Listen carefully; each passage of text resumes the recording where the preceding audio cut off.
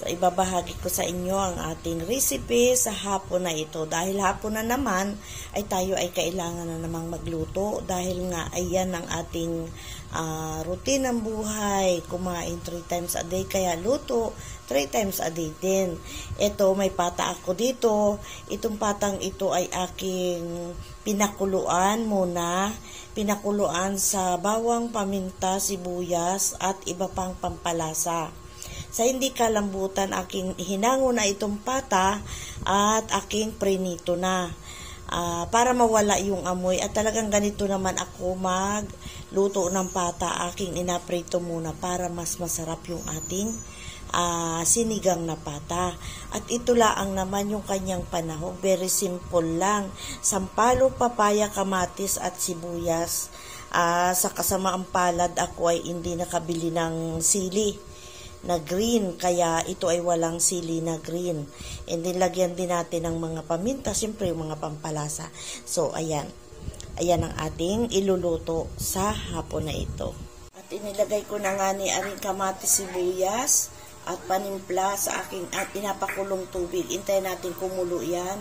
At pag malambot na yung kamatis, luto na ang sibuyas, pwede na natin ilagay yung ating pata. Yan, akulo na yung ating sabaw. Alagay ko na yung pata. Timplado na yan, sabaw na yan. Alagay ko na dyan. At yan ay ating palambutin pa.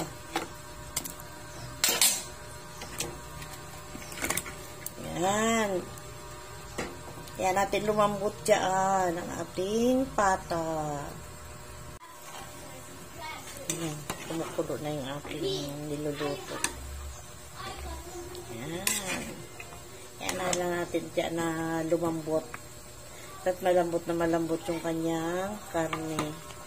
Yan. Completos ricados na yan. Tsaka natin tikman mamaya pat malapit na siyang awunin. Try niyo yung ganitong recipe sa pata. Kasi alam nyo, ako kasi medyo ako sa panlasa. Ayaw ko yung amoy nung pata na sariwa natin isisigang o ilalaga. May amoy, diba? Medyo may panghis siya. Kahit linisin, kuskusin pa natin ng asin, hugasan pa natin ng ilang beses. May amoy siya. Talagang maaamoy mo yung, alam mo yun, yung parang mapanghi. Kaya, ayan ang ginagawa ko sa pata para masarap. Walang hassle sa pagkain. Lagay ko na yung kapaya at sampalok. Pinagsabay ko na. Yan. Yan, ating naluto yung papaya dyan at sampalok.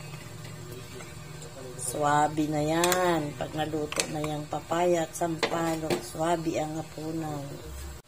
So, ayan na, mga kanana, yung ating sinigang na pata. Yan, sarap na. Sarap ng sabaw. Okay na to. Luto na to. Pwede na. Tara na. Kain na tayo. Kain na tayo, guys. Thank you for watching.